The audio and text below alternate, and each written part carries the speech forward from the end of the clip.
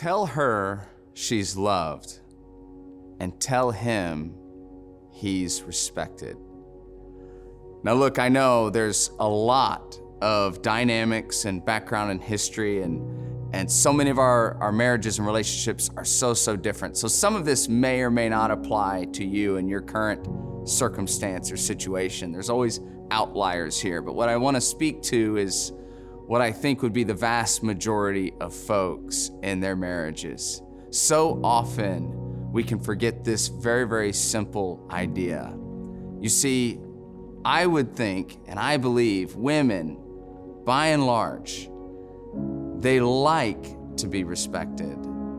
They love to be loved.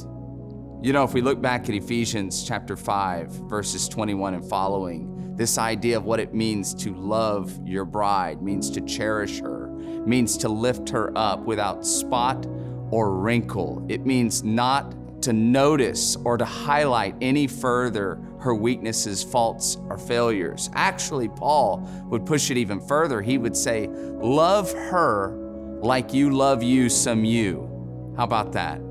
Fellas out there, we can have all kinds of issues and problems and faults and failures with our physical bodies. We can be at a point where we've gained 35 or 40 pounds. We are not even a shadow of who we used to be. And what happens when we catch our reflection? We still notice the very best parts of who we are. We may even think, some of us out there, I still got it. Well, he's saying the way that you look at yourself as a man, always finding the best in who you are, loving her and cherishing her, means putting her in that same light, lifting her up in that same way.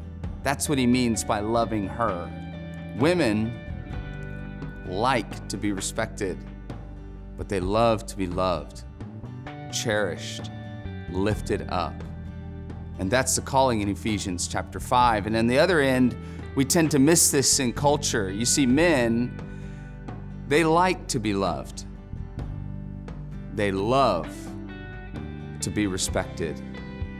You know, we talk about this idea of women submitting to men. It's not about men being control hungry or power hungry in some way, shape, or form. It's about the idea of men in their own right having this place in which they themselves are lifted up as well as leaders, as culture creators in the home, spiritual leaders in their marriage and over their families. And when that man has a heart in which he is serving and sacrificing for his family, when he's placing the needs, the wants, the desires, and the health and the spiritual health of his family ahead of his own, when he is walking and living and existing like Jesus in the context of his family in a God-honoring way, nothing means more to that man than to have his wife look at him and say, I respect you. You say that to a man and you will see the look in his eye change. You will see him stand up just a little bit taller. This is such an important dynamic that we communicate this and communicate it often. We have different needs, and yet those needs are complementary in what brings about a healthy marriage and a healthy home. This is the desire that Paul points us to in Ephesians chapter 5, to ultimately bring marriages and families to look more and more like the image of Jesus and his church.